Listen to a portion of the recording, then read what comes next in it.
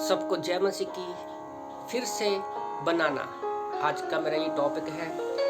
Ezra की किताब अध्याय 1 वचन 3 में प्रभु का वचन कहता है कि उसकी समस्त प्रजा के लोगों में से तुम्हारे मध्य में जो कोई हो उसका परमेश्वर उसके साथ रहे। वह यहूदा के यरूशलेम में जाकर इज़राइल के परमेश्वर यहोवा का भवन बनाए। जो यरूशलेम में है वही परमेश्वर है। तो मैं फिर से बनाने के विषय में आज कुछ बात करना चाहता हूँ और बाइबल में भी हम लोग एग्जाम्पल करेंगे, एग्जाम्पल देखेंगे कि कैसे परमेश्वर जो है हमें बनाना चाहता है। जैसे इस वचन में पढ़ा, एजरा जब दुखी होता है, एजरा जो राजा कुशरू फारस का राजा कुशरू रहता है, उसके द्वारा परमेश्वर मन को खोलता है उसको, ताकि वो यरूशलेम में जाकर क्या है शहरपनाह को बना सके।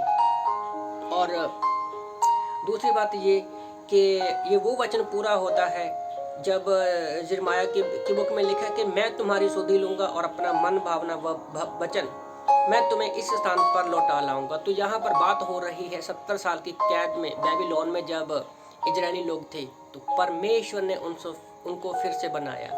फिर से बनाने में कई शब्द हम और भी ऐड कर सकते हैं, जैसे फिर से सुधार करना, फिर से बनाना या फिर से बचाना।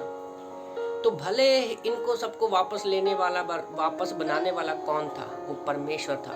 उसी तरह से हम लोग दूसरी एग्जाम्पल को भी देखते हैं। नहमाया की किताब अध्याय 2:11 में नहमाया जो है वो परमेश्वर का प्याऊ है। जब वो देखता है कि शहरपनाह पूरी तरह से जल के राख हो चुकी है, तो भी परमेश्वर उसके राजा को मन को परिवर्तन करता है और नहमाया को भी शहरपनाह बनाने के लिए परमेश्वर राजा के मन को परिवर्तन करता है। नहमाया भी अपने राजा की आज्ञा पाकर क्या है शहरपनाह को बनाने जाता है। तो परमेश्वर ही है, चाहे राजा कुशरू हो चाहे राजा अंतरिक्ष हो, उन दोनों के पीछे आज्ञा देने वाला कौन था? परमेश्वर ही था, क्योंकि परमेश्वर हमें फिर से बनाना चाहता है। और क्योंकि हो सकता था कि इजरायली लोग अपनी इच्छा से यरूशलेम को खड़ा कर सकते थे, पर शायद वो खड़ा नहीं हो सकता था, क्योंकि बिना परमेश्वर की मर्जी के हम कुछ भी नहीं कर सकते। जैसे भजन संहिता 127:1 में प्रभु का वचन कहता है कि यदि घर यहोवा ना बनाए तो उसको बनाने वाले का परिश्रम व्यर्थ है। ये चीज इंपॉर्टेंट है। हमें दोबारा से हम अपने सामर्थ्य में, अपने पावर में, अपनी शक्ति से खड़े नहीं हो सकते।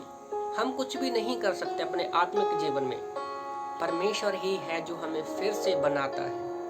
और जब हम पढ़ते हैं यशायाह की किताब अध्याय 58 वचन 12 में 58:12 में लिखा है, बहुत सारी चीजें हमें वहां पर मिलती है कि मैं तेरे वंश के लोगों को बहाल करूंगा, मैं उजड़े हुए स्थानों को फिर बसाऊंगा, पीढ़ी पीढ़ी पड़ी नींव पर घर बनाऊंगा। जो पीढ़ी पीढ़ी नींव थी उस पर प्रभु का वचन कहता है कि मैं घर को खड़ा करूंगा। तेरा नाम टूटा हुआ बाड़े का है, उसको सुधार कर क्या है पथों को मैं ठीक करने वाला बनूंगा। मतलब यहाँ पर परमेश्वर फिर से लोगों को खड़े करने के विषय में बात कर रहा है।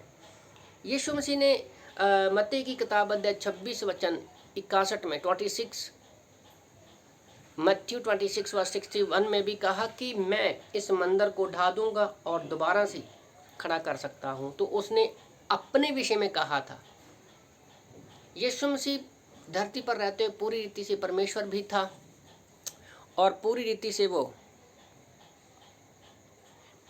से वो आदमी भी था। लोग कहते हैं कि यीशु मसीह अपने आप को नहीं बचा सका, पर अगर हम वचन को ध्यान से पढ़े तो यीशु मसीह को कोई नहीं मार सकता। उसने अपनी आत्मा को परमेश्वर के हाथ में सौंपा था और हम जानते हैं कि यीशु मसीह मुर्दों में से जिंदा हो गया।